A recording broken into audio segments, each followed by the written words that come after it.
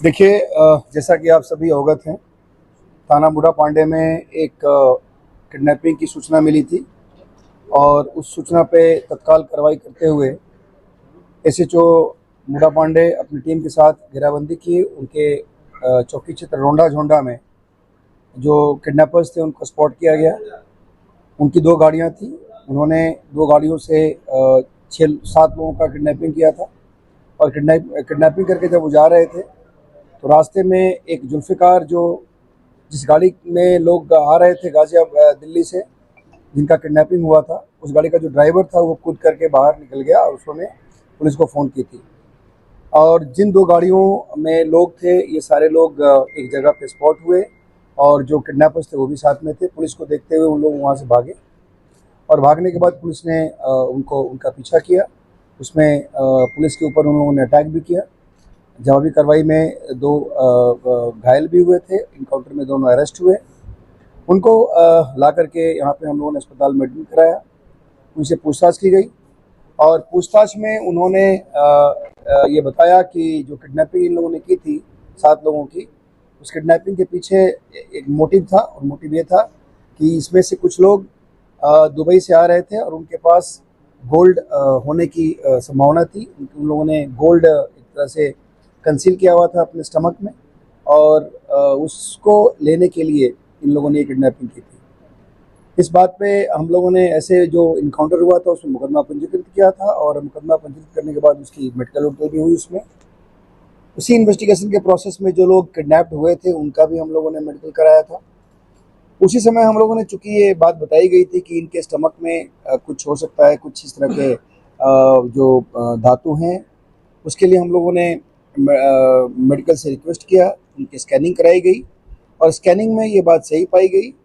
उसमें से 4 जो किडनैप थे, जिनका अपहरण हुआ था, उन 4 लोगों के स्टमक में एक्सरे में क्लियर कट मेटल्स दिखाई दिए और उसके बाद फिर हम लोगों ने उनको गवर्नमेंट हॉस्पिटल में एडमिट कराया मेडिकल सुपरविजन में और हमारी फॉरेंसिक की टीम ने उनसे वॉलंटरली जो इजेक्शन का प्रोसेस था वो कराया गया और उन लोगों से, चारों व्यक्तियों से टोटल 27 कैप्सूल्स बरामद हुए मेटल्स के, जिसकी जांच हम लोगों ने बाद में कराई और इसका वज़न भी कराया गया। ये वज़न लगभग 1.058 किलोग्राम निकला और ये जो हम लोगों ने यहाँ पे सर्टिफाइड ज्वेलर से उसको दिखवाया, ये सारे गोल्ड थे और गोल्ड 99.9 प्योरिटी के साथ थी, जिसकी कीमत लगभग 1 करोड़ रुपए बताई गई।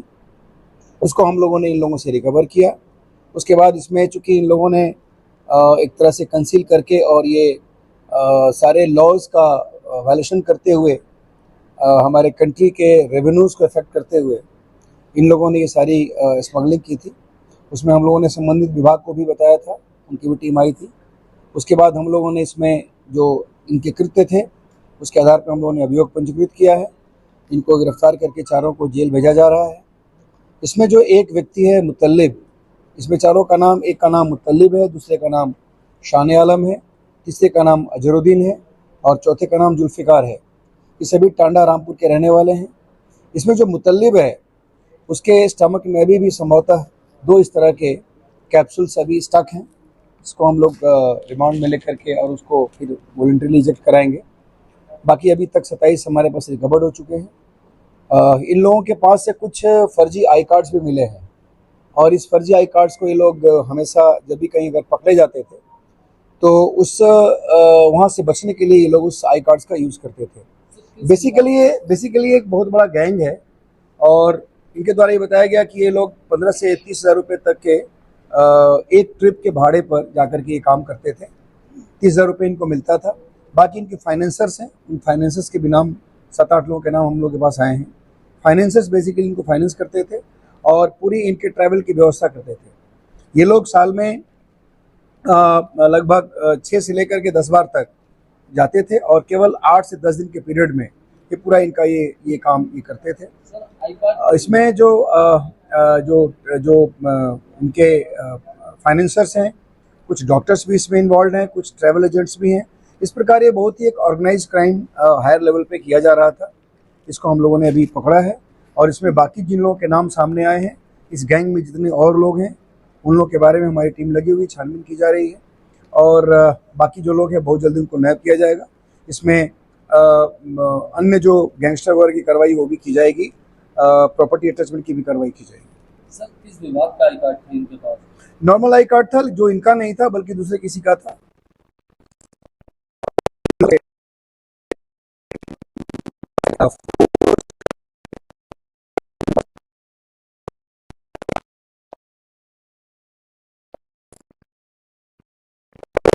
इन लोगों ने ही बताया कि लगभग 6 से 7 बार ये लोग जा चुके हैं। सर जो फाइनेंसर हैं वो यही मुरादाबाद के या अन्य शहर? नहीं, फाइनेंसर्स के अभी बहुत लोग के नाम हमारे पास आए हैं। अभी इन्वेस्टिगेशन के हिसाब से उनका नाम डिस्क्लोज करना ठीक नहीं है। वो लोग आसपास के ही हैं और जहाँ के रहने वाले वहाँ के भी।